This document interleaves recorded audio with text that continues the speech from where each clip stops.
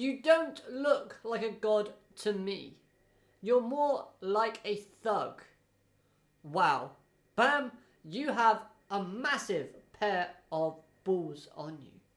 Standing up to Baylord Yama like that takes nerves of steel, and Bam didn't even flinch in this situation. Plus, we got a lot of cool lines being said throughout this arc, and some great character interactions as we build up towards the Canine Tooth Festival. So let's talk all about it, shall we? Hello everyone and welcome to the Enemies Ilia, and today we are going to go over the Baylord Yama story arc within the Tower of God webtoon series.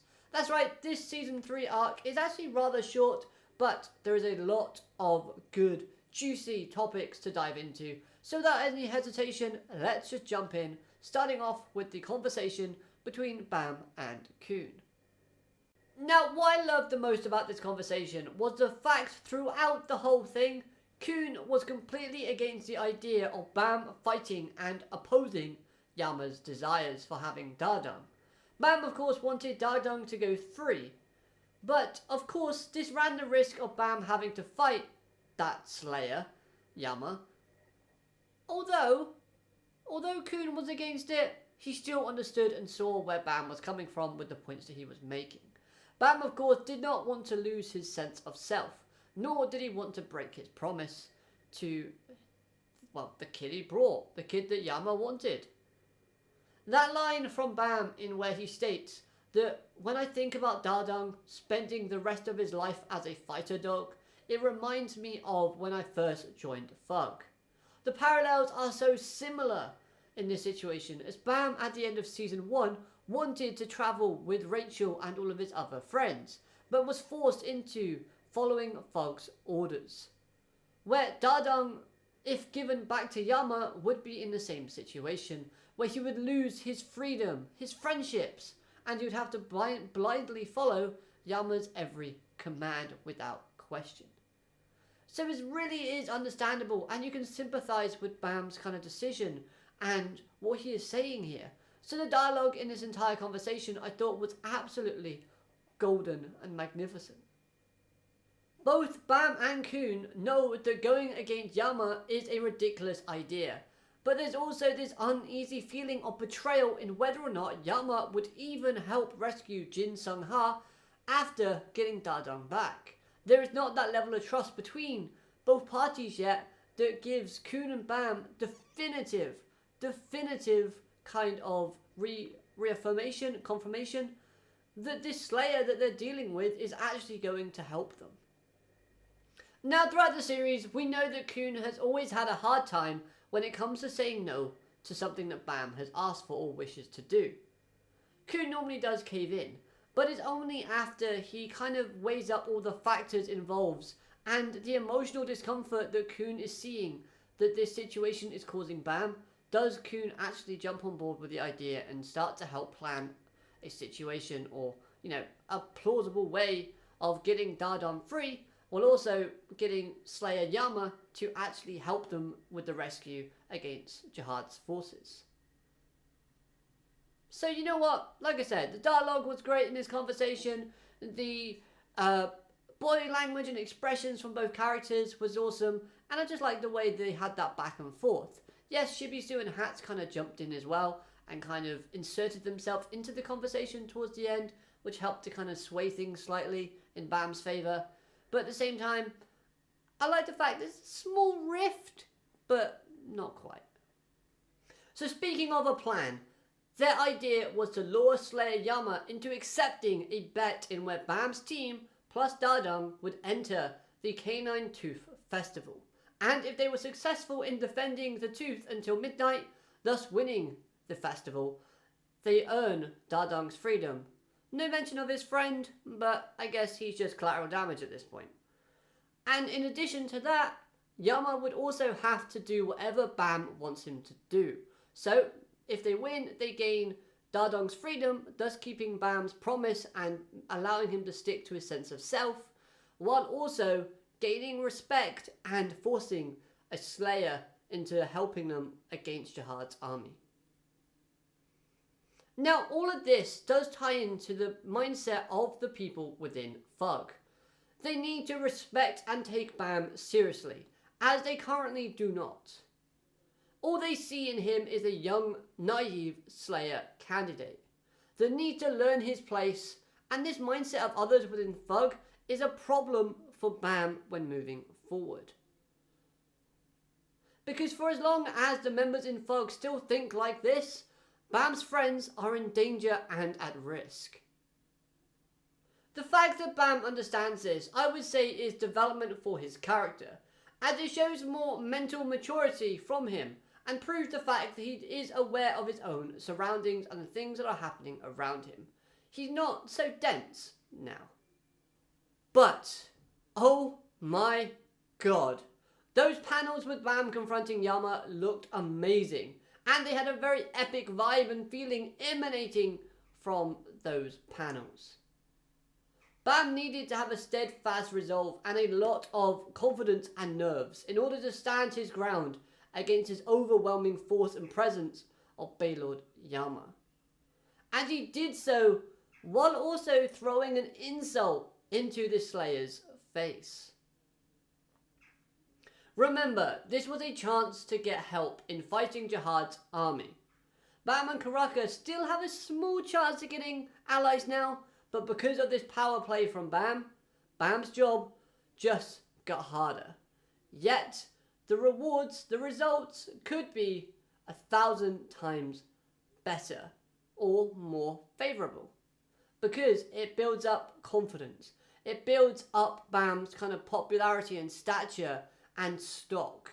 It makes Bam more credible as someone who goes up against a Slayer, schools him into a bet and wins. Takes down most of this Slayer's kind of top commanders, because we know they're going to be after Bam, Dardong and the Tooth and Bam's teammates. So this is only a positive thing if Bam can come out victorious. If he fails though, the consequences are dire. Season 3 Bam has been savage so far, and I'm loving every second of it, so let's get more as we move forward, please. Real briefly, let's talk about Karaka's character, as I do not think he's going to get in Bam's way, despite what the manga wants us to believe. Ultimately, this would mean making the festival less entertaining, and if that were to happen, the chances of Yama helping would decrease, considering the amount of passion and importance this festival holds for the K9 people. Also, seeing Karaka actually saying thank you to Bam was totally surprising, as I did not think he was capable or knew the word thank you. But in all seriousness, Karaka is most likely going to test Bam once again, not helping him at all and basically acting on the words of, you've made your bed, so sleep in it. And yeah, I feel like unless something does go terribly south, Karaka is just going to be like, I'm testing the Slayer candidate once again. If he fails, then he does not deserve to go and rescue our master. I will do it myself, if I have to. He has blown his chance. But yeah, I mean, that's what I think will happen. I could be wrong.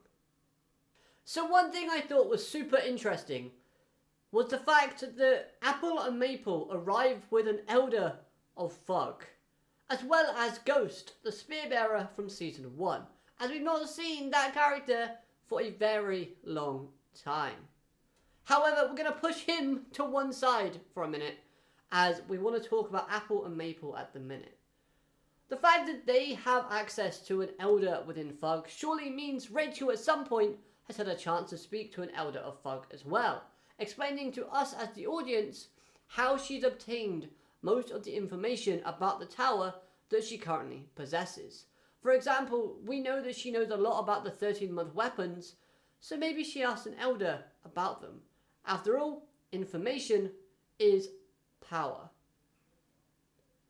And we know that Rachel would have been with Apple and Maple because she left with them near the start of Season 2 when they attacked Dan and the rest of Coon's teammates at the time.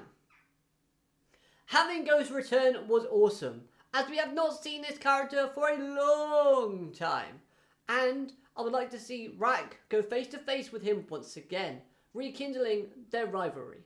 However, it looks like Ghost has had a change in position.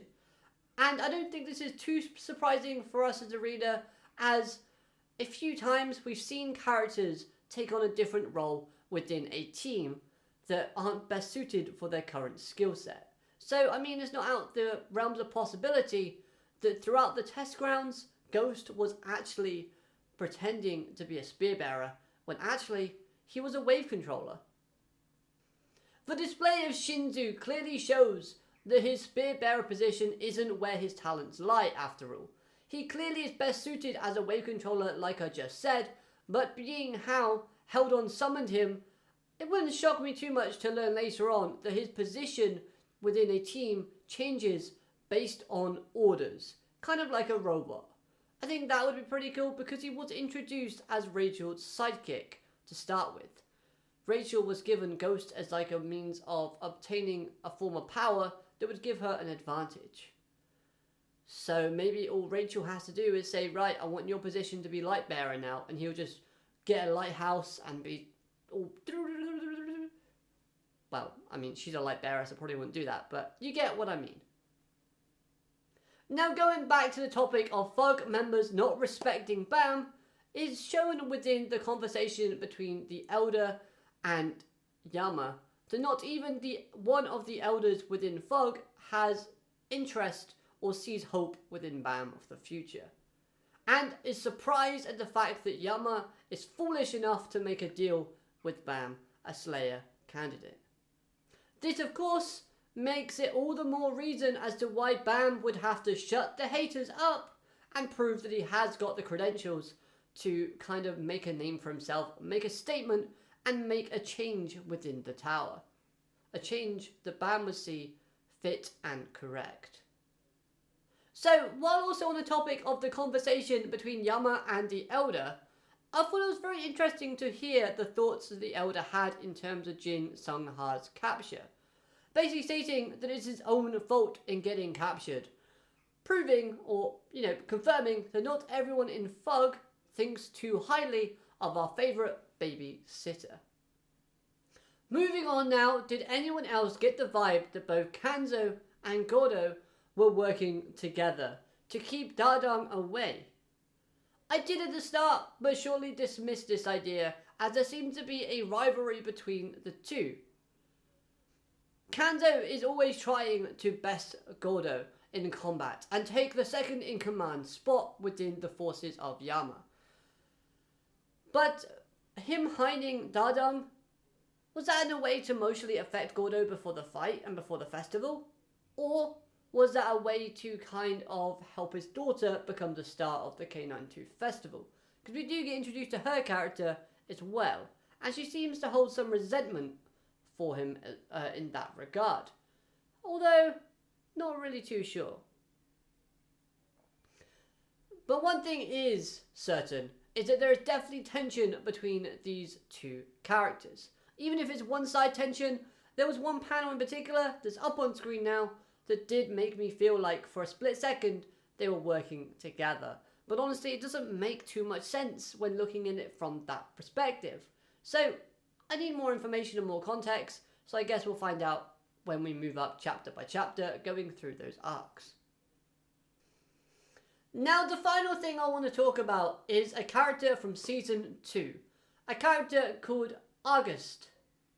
Now, the reason why I bring up this character is because it relates to a line from Evankel when Evankel was talking to Bam, stating that a guy called Gus wants to join you. So will we be seeing him appear again within this current story arc? I'm not too convinced because yes, Augustus is a member of Thug, and he's also affiliated with Jihad to some level because he's part of the test floor, the test irregulars. So with that follow-on line with that conversation between Bam and Evankel, where Evankel states there's some weird things going on within Jihad's forces, it does make me think they're referring to this character. But I just can't see him helping too much within this current situation. I don't feel like it's right to bring him in because it just doesn't fit with the aesthetic, unless we learn that this character was also a canine person at some point, or still is.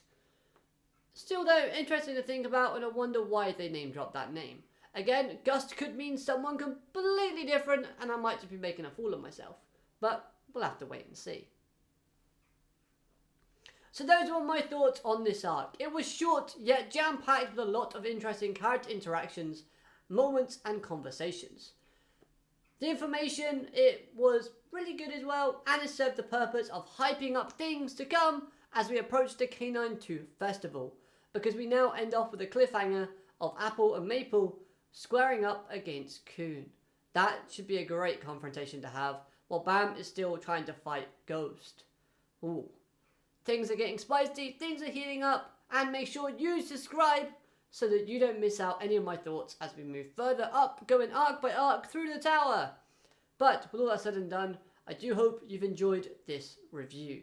If you have, hit that like button, subscribe like I just said, share, comment, all that good stuff, because I want to know your thoughts on this arc down in the comment section below. Let me know all of them, and of course, I'll see you next time. Have a great day, alligator, matane, goodbye.